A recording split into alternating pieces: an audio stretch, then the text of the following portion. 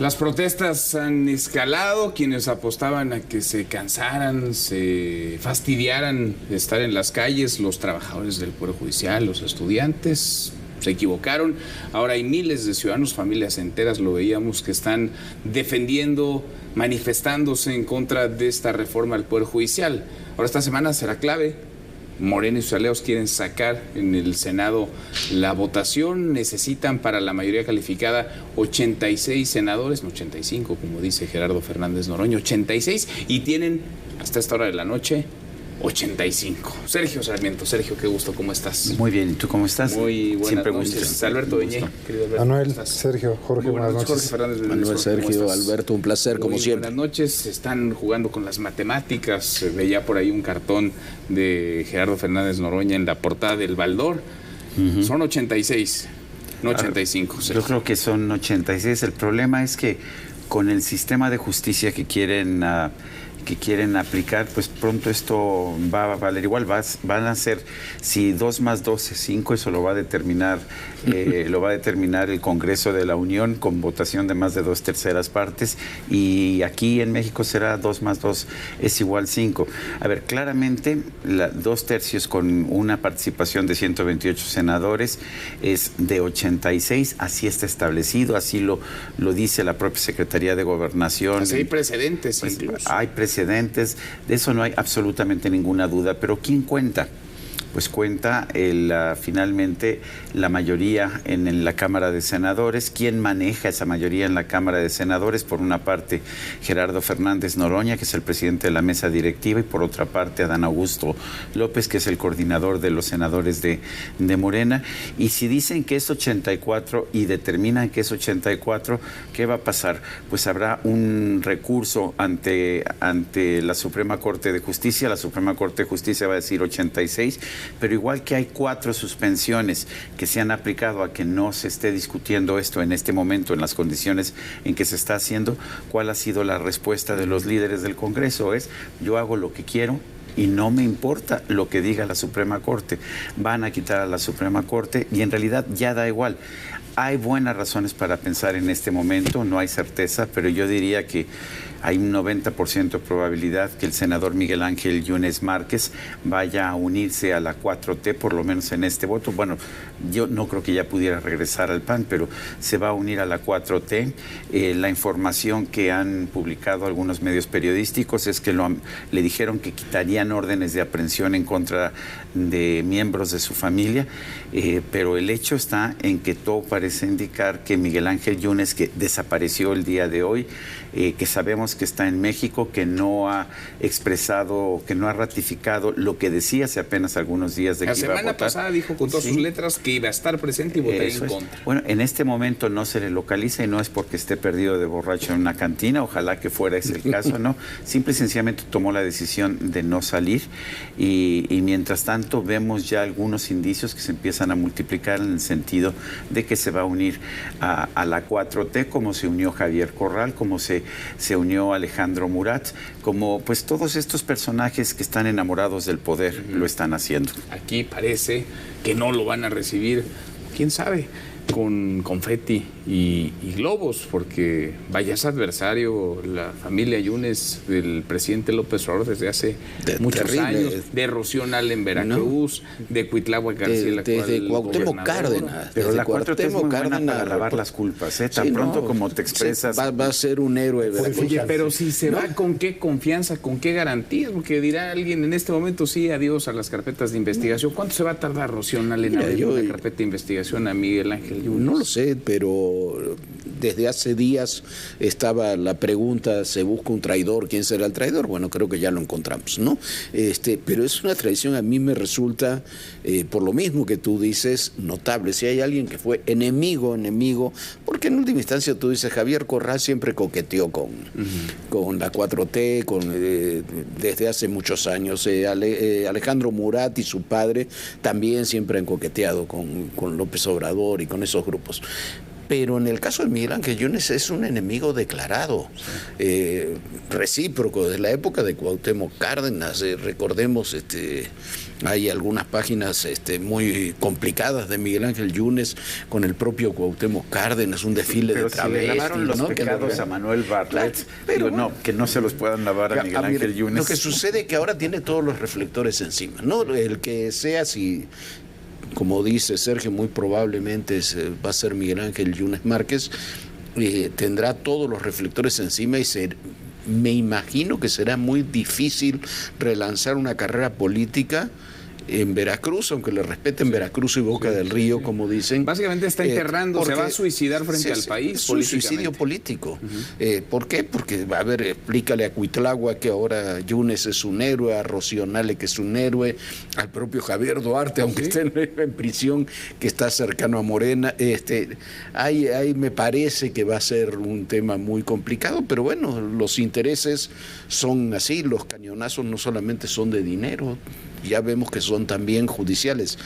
Tendría que ser un acto de corrupción, entender que a alguien le vas a quitar las averiguaciones previas a cambio de un voto, ¿no? Es un acto de corrupción. A ver, si de aquí al miércoles desaparecen órdenes de aprehensión, desaparecen carpetas de investigación, pues nos va a quedar claro, ya para lo que les importa, ¿verdad? Algunos, pero nos va a quedar claro que hubo un poder corruptor para obtener ese voto y que hay alguien dispuesto a dar un salto y a cambiar de posición radicalmente en cosa de una semana, desdecirse a sí mismo. Sin duda, Manuel, porque una parte es la traición del legislador o la legisladora que recibe el voto de ciudadanía, que opta por una coalición de partidos que se pronuncia contraria durante la campaña a estas reformas, entre otras la del Poder Judicial, y después actuar en sentido contrario. Es un acto de deslealtad, de falta de escrúpulos, absolutamente indefendible, más bien muy condenable. Pero está la otra parte. La otra parte es un gobierno, un poder público con esta mayoría, pero también desde el Ejecutivo, que está utilizando todas las herramientas absolutamente indebidas, como es la corrupción, el soborno, la oferta de dinero o la amenaza de procesos judiciales para lograr esos votos que le hacían falta para la mayoría calificada. Y esto me parece que francamente desnuda este mensaje reiterado del presidente López Obrador y de la presidenta electa Claudia Sheinbaum, que han sostenido que esta reforma se debe hacer porque fue el mandato popular en las elecciones del 2 de junio. Dejando a un lado el tema de la sobrerepresentación, que no les dio un mandato y una representación de esa magnitud, lo cierto es que si para ellos la compra, la cooptación, la amenaza para sumar ese voto también forma parte de la expresión popular, si consideran que usando facciosamente los instrumentos de la justicia, en este caso las fiscalías locales, para aprobar una reforma que mejore la justicia, hay un mínimo de principio de congruencia, bueno, pues es que de verdad hemos visto y estamos viendo un espectáculo lamentable. En donde no hay mayor costo. Ahora, sobre Yunes recae ahora el reflector, porque podría ser el voto 86. La oposición, si se mantiene cohesionada, déjenme ponerme, digamos, en el otro papel. Si aparece Miguel Yunes Márquez y decide no solicitar licencia para que asuma su padre, Miguel Ángel Yunes Linares, y él vote, o él sostenerse o su padre, y dar el voto que detiene esta reforma, saldría, por lo menos en la oposición, saldría en hombros y estaríamos viendo, digamos, quizá el surgimiento de un personaje de relevancia nacional como opositor. Si no, es enterrar su carrera política y su apellido. Yo no creo que vaya a enterrar su carrera política. Yo aquí sí estoy en desacuerdo con ustedes dos. Morena se ha convertido en una maquinaria política espectacular y han tenido la capacidad de reinventar a personajes absolutamente rechazados por la población. Y se nos olvida a veces que quienes se interesan en la política son unos cuantos en la sociedad. La mayor parte de la gente no se presenta ni siquiera a votar, no se interesa por la política. La mayor parte de la gente aplaude a un gobierno si le da 2,000, 3,000 pesos al mes. Digo, seamos sensatos. O sea, la verdad es que si quieren reconstruir a Miguel Ángel Yunes y le quieren prometer que en 6 años él va a ser el candidato al gobierno de Veracruz, ahora apoyado por la maquinaria de Morena, que no hace más que fortalecerse, pues lo van a reconstruir y se van a olvidar en 6 años de todas las posiciones que tuvo. A eso le apostaría quizás si vote en ese sentido. Pero están las grillas internas también. A ver, lo que decías de Rocionale, del propio presidente López Obrador, de Cuitlahua García, esos agravios no se borran tan fácil. No veo a Rocionale poniéndole la mesa para que llegue. Yo veo que el pago hipotético, estoy hablando, a Yunes, más que un resurgimiento político, son las causas penales contra Yunes Linares, contra Yunes Márquez, los 2 hermanos Yunes Márquez, contra una de las esposas de uno de ellos. Yo lo veo más desde ese punto. Yo veo muy difícil resurgir una carrera política en Morena. Sí, como dice Sergio, Morena ha hecho cosas peores, digamos. Pero en esta es tan claro el foco, está tan puesto el foco que va a ser muy difícil. Y en todas estas historias de traiciones, quien traiciona una vez, traiciona 2 veces. Y me parece que va a quedar una marca muy difícil para quien sea, muy difícil de quitarse. Y una cosa es como se habló, algún senador de Movimiento Ciudadano, de Campeche, que no conocemos. Los Yunes son figuras nacionales. Y la gente los conoce y ellos son conocidos, con posiciones, historias muy largas en la política nacional. Entonces, me parece que eso va a ser muy complicado. Pero también creo que el tema a negociar han sido sobre todo, más que las carreras políticas, o quizás sí dejarlos gobernar Veracruz y Boca del Río, dejarles mantener su influencia ahí, pero más que nada son... que ahí coincido con Alberto, que es una forma de corrupción de un Estado que está dispuesto, que quiere una reforma judicial para limpiar la justicia y está dispuesto a cambiar órdenes de aprehensión o investigaciones penales por un voto en el Congreso, ¿no? Sí. Cuando además esto, no todos, porque además hay muchas que quizá terminarían en el Poder Judicial estatal, pero muchas irían a dar al Poder Judicial Federal, muchas de estas investigaciones. Yo retomaría lo que decía Sergio hace un momento sobre el número con el que se logra la mayoría de las 2/3 partes. Sí, son 86. Es claro que son 86, porque dice que al menos debe ser por las 2/3 partes. López, si las 2/3 partes son 85.3, entonces 85 no es 85.3. Y si al menos se requieren 2/3 partes, pues te tienes que ir, como no puedes fraccionar a un ser humano, te tienes que ir para arriba. Bueno, Patricia Armendáriz, la diputada, hablaba de redondeo incluso, sí, para redondear, como si estuviéramos... Es ridículo, pero lo que me parece interesante de estas expresiones es a lo que están dispuestos. Es decir, a lo que nos... Están dispuestos a violar la ley porque saben que ya no tienen... A ver, están discutiendo este tema con 4 suspensiones encima. Les da igual.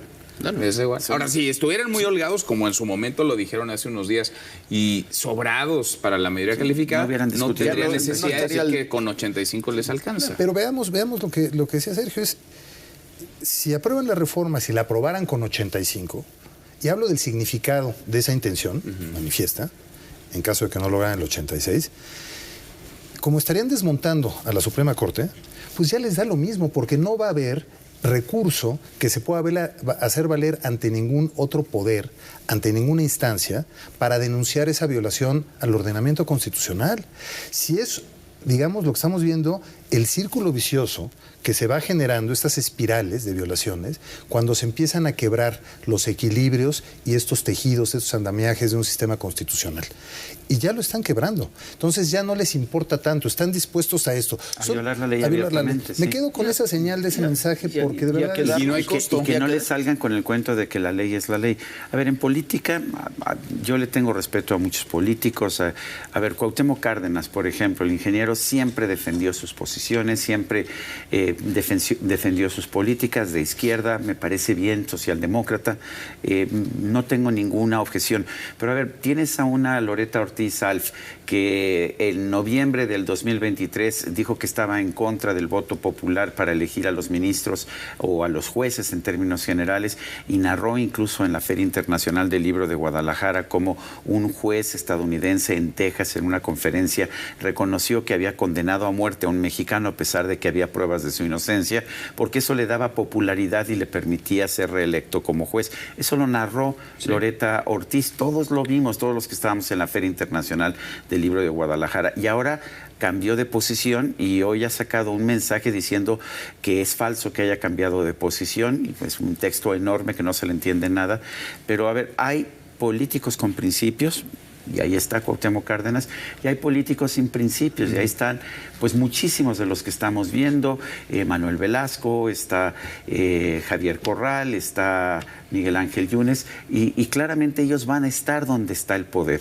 Y por supuesto se aprovechan de la mala memoria de los mexicanos, pues que los mismos que te aceptan hoy que Manuel Bartlett es un héroe de la defensa del nacionalismo, pues son los que en su momento lo cuestionaron por el fraude electoral del 88. Ya no hay escrúpulos ahí, ya no hay convicciones. No hay escrúpulos, no hay convicciones, y lo que hay, no lo olvidemos, de la mano con lo que platicaban Alberto y Sergio, insisto en un tema, vamos a tener por lo menos un año que no vamos a tener poder judicial en el país. Por lo menos, porque por lo menos. Nada más releer todos los expedientes. Pero dice el presidente que no pasa nada y que no se espanten ni se preocupen. El presidente dice también que el derecho es algo muy sencillo. El presidente dice que nuestro sistema de salud es mejor que el de Dinamarca. O que hacer un pozo extraer petróleo es lo mismo que hacer un pozo de agua.